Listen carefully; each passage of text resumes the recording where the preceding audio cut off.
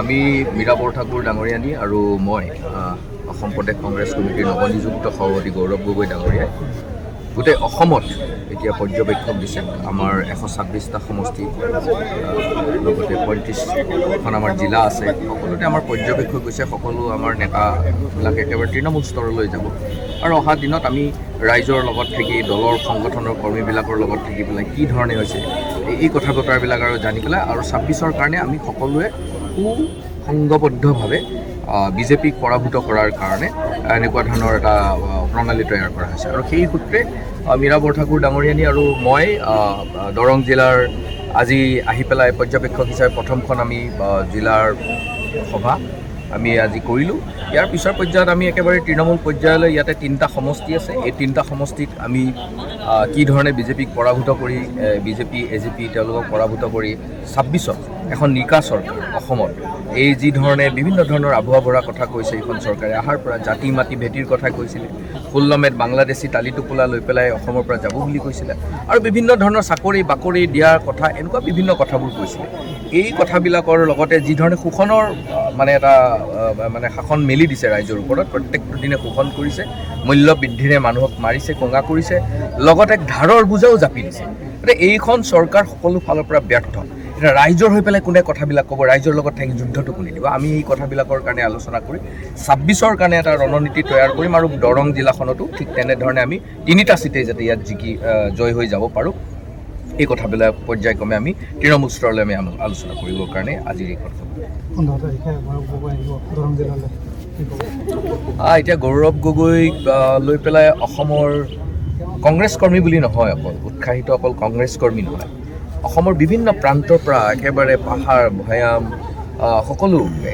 জিলাৰ পৰা আমালৈও ফোন আহে আৰু ৰাইজৰ বিভিন্ন বুদ্ধিজীৱী ৰাইজৰ ফোন আহে বিভিন্ন চৰকাৰী চাকৰিয়ালবিলাকৰ ফোন আহে ডেকা ল'ৰাবিলাকৰ ফোন আহে তেওঁলোক কোনো কংগ্ৰেছ নহয় দেই কিন্তু তেওঁলোক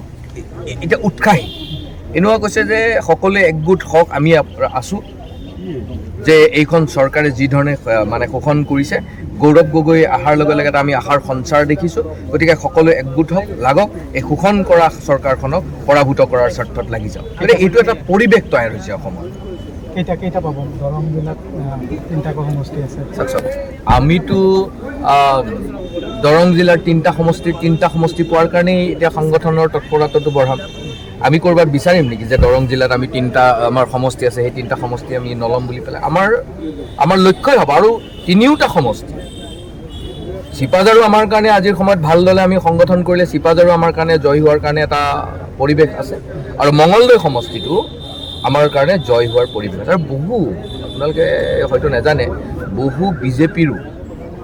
পুৰণি নেতা এতিয়া আমাৰ কংগ্ৰেছ দলত যোগদান কৰিবৰ কাৰণে আমাৰ লগত যোগদান কৰিছে গতিকে পৰিৱেশ এটা তৈয়াৰ হৈছে আৰু এই পৰিৱেশটো ৰাইজে বিচাৰিছে বেলেগ একো কথা নহয় ৰাইজক যেতিয়া শোষণ কৰিব ৰাইজক যেতিয়া শোষণৰ পাহাৰ মেলি দিব তেতিয়া ৰাইজ অসমৰ ৰাইজ আমি অসমীয়া মানুহ এনেকৈ বহুত আৱেগ দিয়া চৰকাৰ আমি বগৰাই দিছোঁ অসমৰ ৰাইজে বগৰাই দিছে গতিকে এওঁলোকেও যে ভুৱা আৱেগ দিছিলে এই ভুৱা আৱেগক এই 10টা বছৰ দিলে এতিয়া দেখিছে যে আৱেগ ক'ৰবাত থাকিব শোষণটোহে ডাঙৰ কথা হ'ল তেওঁলোকৰ সকলোৱে চিণ্ডিকেটৰ পৰা আদি কৰি বিভিন্ন কথা বতৰাত ব্যস্ত হ'ল আৰু এষাৰ কথা শেষত আপোনাক কৈছোঁ গৌৰৱ গগৈৰ আৰু তৰুণ গগৈ ছাৰৰ যি কাৰ্যক্ৰমণিকা তৰুণ গগৈ ছাৰে 15টা বছৰ শাসনকালত গৌৰৱ গগৈ পুত্ৰ হিচাপে একমাত্ৰ পুত্ৰ হিচাপে 15টা কোম্পানীৰ মালিক হ'ব নোৱাৰিলে টকাৰ পাহাৰ বনাব নোৱাৰিলে ৰাইজক শোষণ কৰা টকাৰ পাহাৰ বনাবলৈ আমাৰ মাতৃতুল্য গৌৰৱ গগৈৰ মাতৃ তৰুণ গগৈ প্ৰয়াত তৰুণ গগৈ ছাৰৰ পত্নী দলি গগৈ ডাঙৰীয়া তেখেতেও বিভিন্ন ৰিজৰ্ট গ্ৰীণ বাছ ইত্যাদি কৰি এইবিলাকৰ মালিক হ'ব নাজানিলে এই কথাবিলাক আছে নহয় কাৰণ তাৰ মানে এইটোৱেই কংগ্ৰেছ দলৰ মুখ্যমন্ত্ৰী কংগ্ৰেছ দলৰ এই গৌৰৱ গগৈ ডাঙৰ আমি শোষণ কৰিব নাজানো ৰাইজৰ টকা ৰাইজৰ তাত যাবলৈ কিন্তু এইখন চৰকাৰে এইবিলাক আপোনালোকেই দেখি আছে নহয় প্ৰত্যেকটো দিনে শোষণ এতিয়া আজি স্কুলৰ মালিকনী কোন আজি স্কুলৰ মালিকনী কোন মেডিকেল বিভিন্ন হস্পিটেল তৈয়াৰ হৈছে কাৰ আজি কাঞ্চনজুৰি চাহ বাগিচাত এই যে এলিফেণ্ট কৰিডৰ বন্ধ কৰি পেলাই কাৰ ৰিজৰ্ট তৈয়াৰ হৈছে এই কথাবিলাক যে গ্ৰীণ বাছ আজি কাৰ মানে অসমৰ সকলো মাটি সম্পত্তিবিলাক তেওঁলোকক লগা হৈছে এইবোৰ কাম কংগ্ৰেছৰ দিনত নহৈছিল নহয়, ৰাইজেও দেখি আছে। এই কথাবিলাক লৈ পেলাই আমি ৰাইজৰ লগত থাকিম আৰু অনা দিনত আমি ৰাইজৰ হৈ পেলাই পৰিৱৰ্তন হ'ব 100%। এইটো মই কংগ্ৰেছী হিচাপে কোৱা কথা নহয়, আপুনি সাংবাদিক হিচাপে কোৱা কথা নহয়। আমি প্ৰত্যেকজন ইয়াতে থকা মানুহ অসমৰ অসমীয়া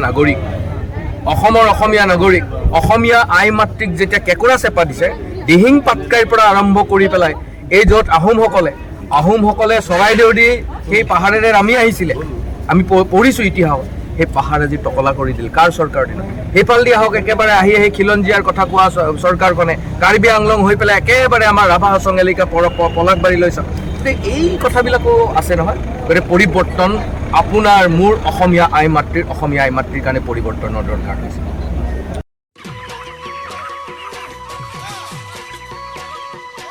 অতি কম দিনতেই একোটা এনেকুৱা হৈ যায়। মই যে বিয়মৰ দানা খুৱাওঁ, আপোনালোকেও বিয়মৰ দানা খুৱাওক আৰু কম দিনতেই অধিক মুনাফা লাভ কৰক।